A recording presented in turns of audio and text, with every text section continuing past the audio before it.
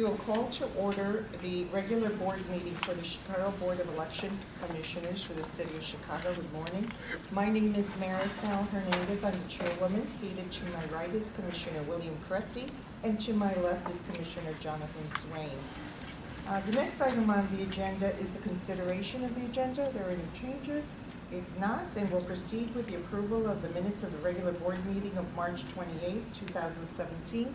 Is there a motion to approve? So moved. Is there a second? Second. All those in favor? Aye. Motion passes.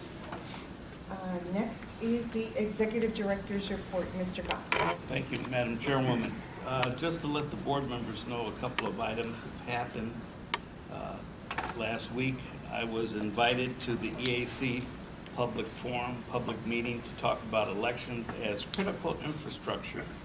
And the funny thing is, we thought elections were critical infrastructure from way back. They're just now bringing that up to the forefront. It was a quite interesting meeting. The beginning was talking about actual elections. And after all the panelists spoke, and I sent a copy to all three board members, found out I was the oldest and longest serving person on the panel. So that was quite interesting. And it went very well. I sent copies of my speech. I wanted to thank Mr. Scanlon, Mr. Allen for putting that together, especially Jim Allen for getting that information to me as soon as possible. So it went very well. And to piggyback on that, I'm a member of the Standards Board for the EAC. There is a meeting at the end of this month, and also the CSG, Council for State Advocacies, are meeting in San Antonio, and I've been asked to go down there to speak on those two also. So after I get that information, I forward you some of the information that we're going over, the standards package I sent to all three board members. So hopefully we'll take care of that information. Everything seems to be going well in the office. Kelly, myself, Jim Allen, and Joan Agnew have been working on a new organization chart for the office. Hopefully we'll have that in place for the board members within the next week or two. Everything seems to be working very well. Thank you. Any questions? If not, we'll proceed with Ms. Bateman. One question. When they call it critical infrastructure, would this mean there might be a potential for some funding in the future, or is... After my meeting with the EAC, I had a meeting over at the Capitol building, and just to let everybody know, there will never be any more money for elections coming from the federal government. So, no. Never is a long time, but we'll see. And they were quite forceful about no federal funds coming. So, I just wanted the board members to be aware of that. So we're on our own. Ms. Bateman. Good morning. I have nothing further to add. Like Mr. Goff mentioned, the office that we're still cleaning up from November and February. So every department is helping registration. As I always mention, registration, has work 12 months out of the year. So every department is helping registration with their daily intake of registration cards and cleanup. So thank you. And Mr. Allen. Good morning, Commissioners. Good morning. This Thursday, April 13, will be the follow-up to the February Expo of voting equipment that we did jointly with the Cook County Clerk's Office. This showcase will involve slightly fewer vendors who are returning from the same group in February. So there will be 4 vendors. We will start at 9 a.m. in the lower level. And the format will be distinctive from the one in February, in that each vendor will present their information once, followed by a Q&A. And we think this will be more structured in terms of our goal, which is getting information before we finish preparing and ultimately issue a request for proposal. So still in the formulative stages on that. Don't know what all equipment, what all information we're going to prepare them. Shobna Jory Verma, our Southeast Asian Outreach liaison, recently spoke very well in a presentation that was very well received before the U.S. Civil Rights Commission. And I bring that up because she's been invited now to speak again in Washington. So I think as a result of that presentation and how well it went and how the board's efforts exceed those of any other jurisdiction in the state in terms of providing language assistance in Spanish, Chinese, and Hindi, along with smaller amounts of non-mandated assistance in Polish, Gujarati, Urdu, and Korean. So that bodes well for the agency. Lastly,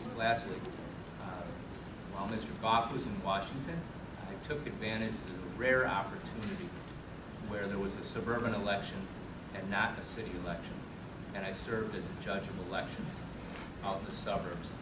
And I'll be giving you more information on that later, but suffice it to say it was a very eye-opening experience in terms of what the judges experience and seeing what we do at the retail level as opposed to the wholesale level. And there were some very valuable lessons to be learned from that. The county clerk's office, in addition to Mr. Goff, has been very interested in finding out what we do as opposed to what they encounter. And so I look forward to providing you with that information. Thank you. I look forward to that. One question as to the events on Thursday. Do we have an agenda set forth as to who and what time people are presented? We're going to have a mini lottery, much like we do with the candidates for municipal office, tomorrow morning to determine which ones will go first, second, third, and fourth. So it's scheduled to go an hour per presenter. If we go shorter than that, we might finish before noon. If each one takes an hour, we will break for lunch and then come back and go from 1 to 2 p.m. But hopefully it'll wrap up before noon and we won't have to go into the afternoon. But essentially, we'll be having the vendor give a presentation of their equipment, hopefully take less than a half an hour, and then open it up to written questions from the audience that are submitted through the moderator to then forward to the vendors. And, and this is in the rooms across from the Subway restaurant down there? Right, it's in the large conference room in the lower level, across from the Subway restaurant in the Pedway. So here at 69 West Washington in the lower level, and that's the large room that we used to use for early voting. Thank you. Sure. Next on the agenda is old business, and I think we just discussed the majority of these issues: infrastructure projects, changes in election administration. I don't think we have anything new on electronic poll books. Nothing. Voting equipment. So, Mr. Goff, did you? Voting equipment, our vendor show this Thursday. Okay. Next item on the agenda is legislation. Mr. Scanlon. Madam Chairwoman, Commissioners, I sent to you last week a report on the status of pending legislation. And unless the Commissioners have any questions or comments, I have nothing further to report. Okay. Thank you. We will now proceed to new business, and on the agenda is the consideration and approval of a proposed settlement agreement between the U.S. Department of Justice and the board regarding polling place accessibility. Do the commissioners have any questions regarding the agreement?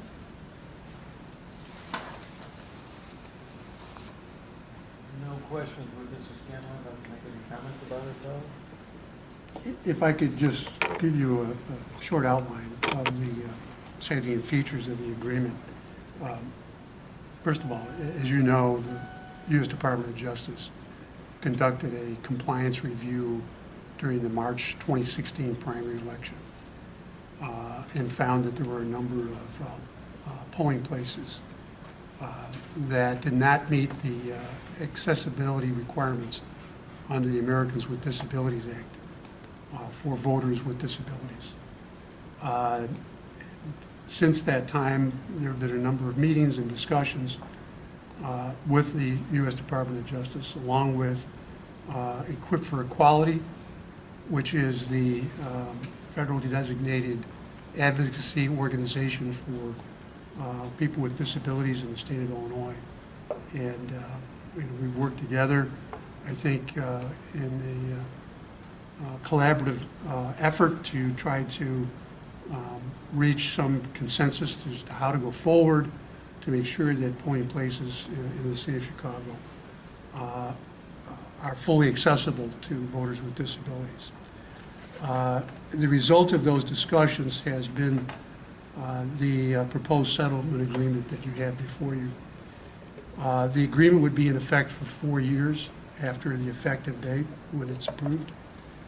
The board pledges to work with Equip for Equality or some other third-party expert acceptable to the U.S. Department of Justice to survey all polling places, both early voting and election day polling places, using a survey tool approved by the Department of Justice.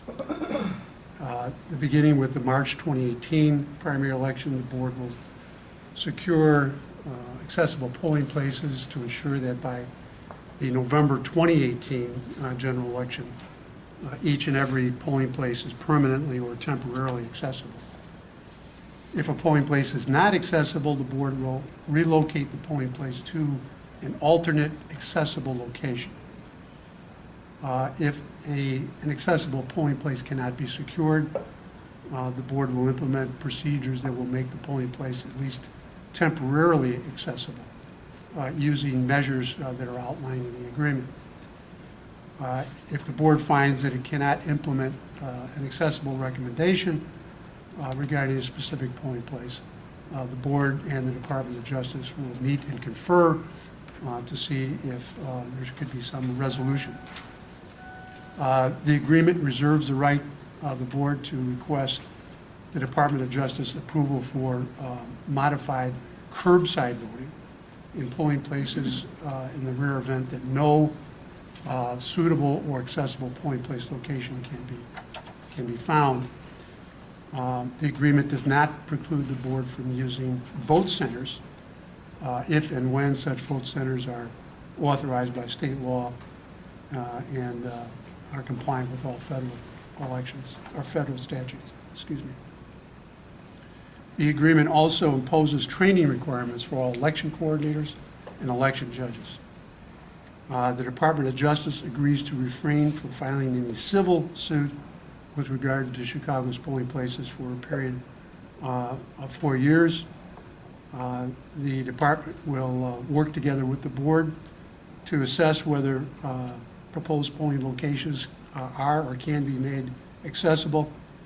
And finally, if the Department of Justice believes that the board has failed to substantially comply with the agreement, it will notify the board in writing. We will meet and attempt to resolve any outstanding issues in good faith. But if the matter cannot be resolved, the Department of Justice may initiate civil action in court.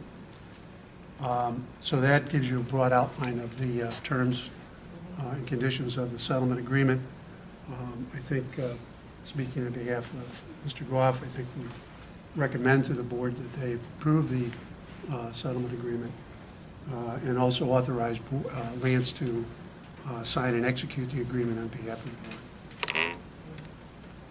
Any other questions? It looks like a very good agreement, and I like the fact that, before any sort of civil action can be brought, we're continuing a dialogue with the Department of Justice. They give us 30 days to try and cure any defects and such things and work it out. So that's very good provision. If I could make a comment, just to let you know that Mr. Scanlon, Mr. Allen, a lot of us worked very hard on this agreement, and I'm very, very comfortable with this settlement. And hopefully, as soon as we sign it, I'd like to get the word out. I'm going to meet with all elected officials and let them know this is what we're trying to do. Also, get funding for any other information that we made for this. So I feel very comfortable with this. Good. I think that the biggest challenge is finding accessible locations that are really sometimes out of our control. It's hard to get a polling place where we only use twice a year. Yeah. So it's going to be tricky, but with everybody's help, I hope we will be able to do that. I'm Right. going to speak in front of City Council to let them know how critical this is. Good. I think that's an excellent idea. Okay, thank you. Is there a motion to approve the settlement agreement between the U.S. Department of Justice and the board regarding polling place accessibility and authorize the executive director to sign on behalf of the board? So. Is there a second? Second. Okay. There's a motion and a second. All those in favor? Aye. Okay, motion passes. And once again, thank you for all the hard work on this agreement. Next on the agenda is a legal report. Mr. Scanlon? Madam Chairwoman, unless the commissioners have any questions, I have nothing to report at this time. Okay. And we don't have a financial report. So we will move on to public comment, and Ms. Chaya Oldenstein. Yes, thank you. Good morning, everybody. My question is, and I'm representing Cook County, formerly Coos County, Chicago. Can you clarify as to all of the types of election-related equipment that you intend to replace with the soon-to-be-released RFP? And here are the machines that we would like to specifically clarify. Electronic poll book. You know, Ms. Rubenstein, I think it might be, what might be better is we will be releasing the RFP, and you will then be, you know, have access to that, and you can review and see, but we're still not, we don't have that finalized. And should we expect you or a member of your organization at our event on Thursday? Yes, we will be at the event on Thursday. Very good. Yes, okay. So thank you very much. Thank you. Thank you. I do not have any other public participation. Response forms. So the next item on the agenda is the executive session. Is there a need for executive session, Mr. Scanlon? No. Okay, there is no need for executive session.